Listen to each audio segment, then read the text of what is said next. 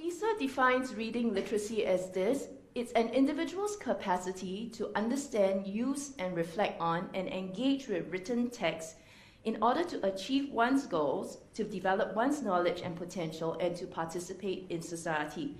Essentially, what is key about PISA's definition is that reading has to be purposeful, reading has to be meaningful. And what are the three things? It's about achieving one's goals. I need to read because I need to fix the vacuum cleaner. I want to find out what is wrong with it. So let me read and fix that vacuum cleaner. I need to read because I want to find out information about, say, how to bake. That's reading for information. I want to read because I want to find out more about reading for my goals.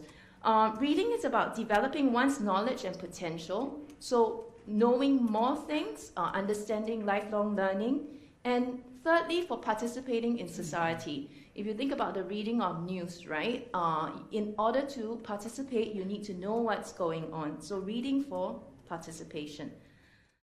There is a reading crisis of sorts going on, you would think, by what is going on in the papers. In the 2015 National Literary Reading and Writing Survey that was conducted by NAC, they pointed out that 44% read at least one literary book in the past 12 months. So 66% didn't read a literary book.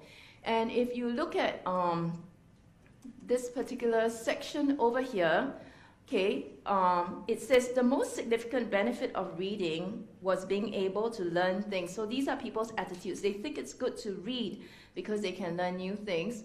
But the most significant barrier to reading was the lack of time. In my own work with teachers, you'll find that there are quite a few researchers who have looked at teachers' readings, and the general consensus is that even our teachers don't read a lot. And if you ask them why don't they read, they'll say they have no time to read. 54% agreed that books would be replaced by the internet and computers in the next 20 years. And 2 in 5 preferred the internet and social media to reading books. I actually thought that was quite optimistic. That means 3 in 5 thought that reading was still important. Engaged reading is one, critical reading, and equitable reading. So if you remember nothing, remember these 3 terms and what they stand for at the end of this lecture. Now, what is engaged reading? Well, engaged reading is correlated to academic achievement. PISA, the recent PISA findings will show you that, and there have been findings on that as well. But essentially, engaged reading is when individuals are independent readers who are motivated to read and read widely. So first, you have independent readers. Independent readers are students who are able to read by themselves. You give them a book, they don't need an adult to sit with them to read through it, to point words to them. Second thing there, they are motivated. So engaged readers are motivated. I want to go to the library to borrow more books. I finished one book, let me get another book. And engaged readers are typically wide readers. That means they read different genres, they read different kinds of books. Okay, so it is engaged reading that is correlated to academic achievement, not just reading, okay, but engaged reading. So students who are independent readers, who are motivated to read and read widely, are more likely to be able to sort of grow in their reading knowledge, and there's a likely correlation to their academic achievement as well. Now, how do children become engaged readers? This network of resources for finding and picking up books came from a study that I did in an elite all-boys school, where I was trying to figure out, I wanted to study good readers, because I figured if I can figure out what make good readers, I'll be able to understand how to help poor readers. And I followed the boys over one full year. I interviewed them, I sat with them in class, and then they'll talk to me during their recess and all of that. And one of the things I realized in my conversation with them was that these boys kept talking about finding books and picking up books. Why did you borrow this? Where did you get this book? Oh, I found it at home. My sister was reading it. Oh, I picked this book up from the airport when I was going on holiday and I read it on the plane. Okay, so when you talk to people who are readers, good readers, they talk about picking up books and finding books. What does that imply?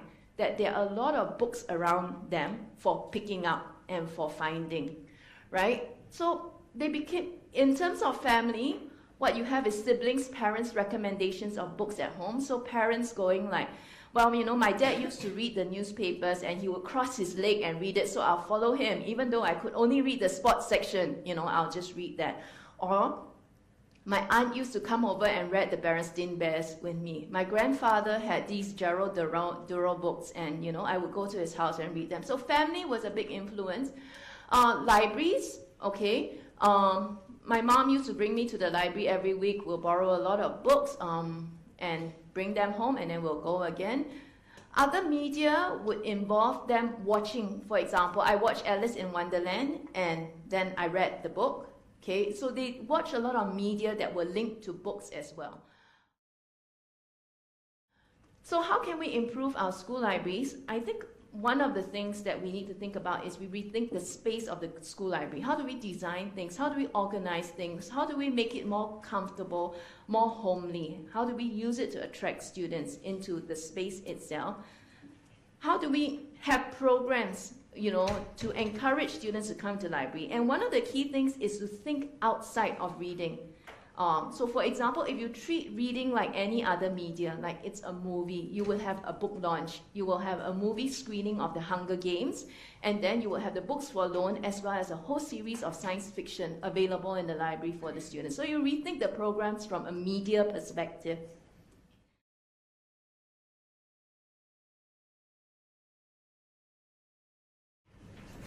Reading is good. Is that leading to better writing? You know, I mean, I feel that if people read more, they could write better. And I'd like you to comment on that. Yeah, I agree with you, read fiction. The other thing I would say is read out of your genre. You know, as in, you know, if you prefer to read, say, non-fiction, try something else. Could be biographies. First, it's stories, you know, different things. Yes, I think that reading helps with the writing. When you read, you're picking up a whole host of things. You're picking up not just language, you're picking up culture, you're picking up words. This is the idea, I mean, it goes with the idea of information capital as well. You know, when our kids read widely, they're picking up terms. So for example, reading Greek myths, and understand what Achilles' heel is, the idea of somebody's weakness. Understanding it allows you to use that concept in your writing. In fact, I'll go even further to say that reading and thinking and writing, they're very intimately connected. Having said that, I guess sometimes some kids may need help with translating what they read into writing, in the sense that they may feel that it's a skill. If they approach a new genre that they're not familiar with, they may need some help with being pointed in the right direction. But I found that even for myself personally, if I have problems writing, even for my academic writing, I said, I'll take a break. I'll go read an academic article to get some inspiration. And I think that helps in my writing, because if you're sort of absorbing what is there, it gives you a sense of what is happening. So yes, it does help. It helps with the vocabulary acquisition. It helps with the writing fluency. It helps with them picking up, I think, the genres.